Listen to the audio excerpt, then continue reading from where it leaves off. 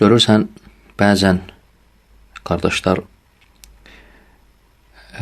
sübh namazına qalxır, lakin sübh namazının 2 rükət sünnətini qılmadan fərz namazını qılır. Bəzən tənbəllik olur, bəzən zəhlənkarlıq edirlər. Yəni, hər hansı bir səbəbdən sübh namazının 2 rükət sünnətini tərk edirlər.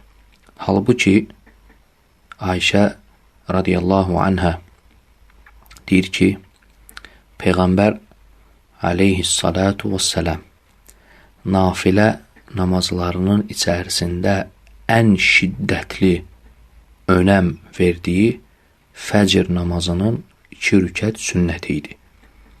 Yəni, Peyğəmbər sallallahu aleyhi və səlləm bu namazla daha çox maraqlanır. Yəni, bu namaza daha çox önəm verirdi. Və mən bütün qardaşlara nəsihət edirəm ki, tənbəllik etməsinlər, sübh namazının 2 rükət sünnətini qılmamış fərzə qılmasınlar. Peyğəmbər sallallahu aleyhi və səlləm buyurur, 2 rükət sübh namazının sünnəti dünyadan və onun içindəkilərdən daha xeyirlidir. Yəni, belə savabı, belə fəziləti necə əldən vermək olar?